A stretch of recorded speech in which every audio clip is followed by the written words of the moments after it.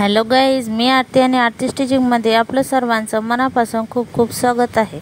आजच्या व्हिडिओमध्ये आपण बघणार आहोत छोट्या बेबीचं पाऊल कसं काढायचं आहे, ते पण आरीवर्क डिझाईनमध्ये।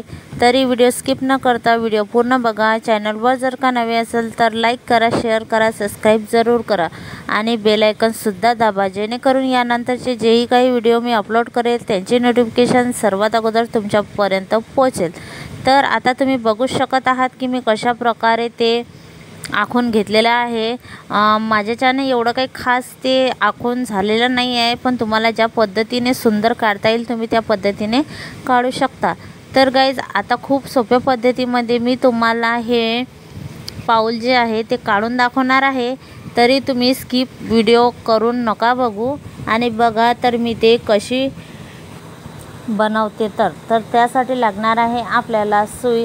तर सुई घेतलेली आहे मी 24 नंबरची, याला 0.4 mm असे सुद्धा म्हणतात आणि घेतलेला आहे ॲमेटोची रील। माझ्याजवळची जरीचा जो धागा आहे तो खतम झालेला आहे, त्याच्यासाठी ॲमेटोची रील मी घेतलेली आहे आणि हे 3 प्रकारचे मणी जे आहेत ते मी घेतलेले आहे। आता तुम्ही बघू शकता की इथं मी 5 बुंदे असे दिलेले आहे। तर सर्वात अगोदर हे जे मणी आहेत या मणीने आपल्याला ते जे छोटे छोटे बूंद आहे ते दिलेले ते आपल्याला मणी जे आहे तिथं चिटकवायचं आहे। पण ते मी कशी चिटकवते त्याला तर ते तुम्ही बघा।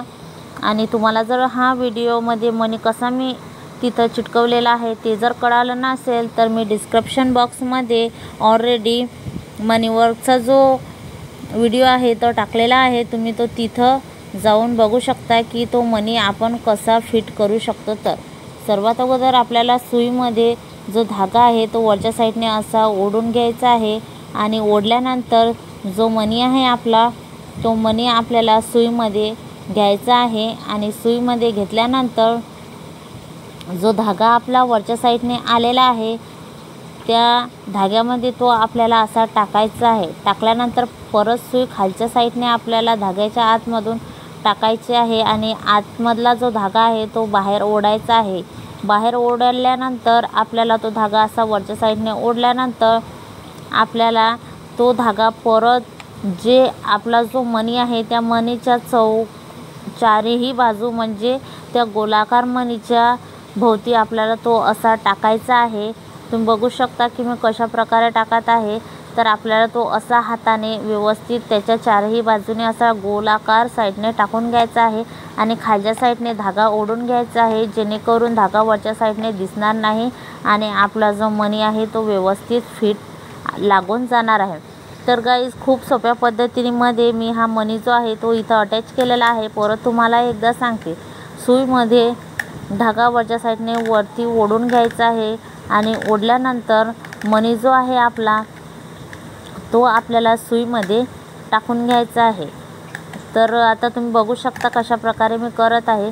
मग नंतर सुई जे आहे सुईमध्ये तुम्ही बघू शकत आहात तशा प्रकारे मी टाकत आहे। तर अशाच प्रकारे तुम्हाला सुद्धा टाकायचं आहे। परत धागा खालच्या साईडने वरच्या साईडला ओढायचा आहे आणि ओढल्यानंतर हा जो धागा आहे निडलमध्ये फसलेला सुईमध्ये तो आपल्याला त्या मणीच्या भोवती असा टाकायचा आहे आणि खालच्या साईडने आपल्याला दुसरा जो हात असतो आपला तो त्या धाग्याला असा खेचून घ्यायचा आहे।